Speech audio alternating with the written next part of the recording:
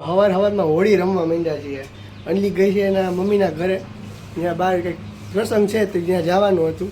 એટલે આપણે એને હમણાં બસ સ્ટેન્ડે મૂકી આવ્યા ને આવતી વખતે એને કલર મૂક્યું કે કાલે રાતના મોડું થઈ ગયું હતું શોપેથી આવવાનું. અત્યારે આવતો રહ્યો ને હું કે કલર લઈ આવતો રહ્યો તો મમ્મીને લગાડ્યો, આંટીને લગાડ્યું, બધા આડોશ પાડોશમાં બધાને હેપી હોલી કીધું. હવે બસ મજાને હેપી હોલી થઈ ગઈ છે. અમારા આખા પરિવાર તરફથી તમારા આખા બધાને હેપી હોલી બધાને કામ હેપી હોલી. હા, અત્યારે મમ્મીને આખા ભરી મૂક્યા, આંટી તો નાવા ગઈ ને આખા ભરી મૂક્યા.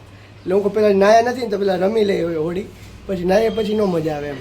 પછી ભાઈ કોઈ ગંધારા કરે તો પછી પાછું નાહવું પડે. એટલે તો ભાઈ આવું છે. સવાર પડી ગઈ છે, નાસ્તો કરવાનો હજી બાકી છે. પેલા હોળી રમી લીધું, હવે જો નાહીને પછી નાસ્તો કરીએ.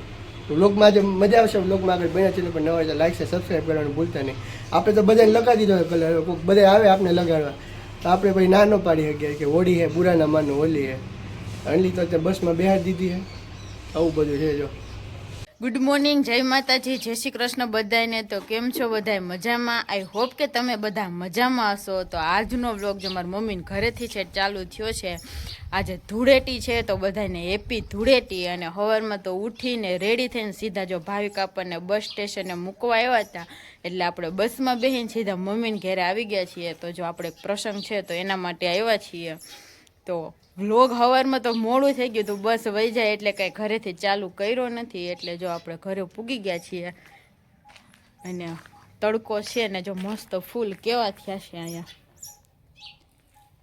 ચકલિયું બોલે છે. જો મને એવું લાગે કે અહીંયા એને માળો કર્યો લાગે છે. જો આ બોર્ડ દિવાલમાં ટીંગાય છે ને એમાં બોલે છે ચકલિયું. આપણે આવા ફૂલ થતા જ નથી ઘરે, એકદમ મસ્ત ફૂલ થઈ ગયા છે. જો તો જો હજી જસ્ટ પૂગ્યા જ છીએ. હવે ભૂખ લાગી છે, નાસ્તો આપણે બાકી છે તો કંઈક ખાવા પીવાનું કામ કરીએ. ને મમ્મીની વાડીએ ગયા છે તો જો એ ઘરે આવે હમણાં.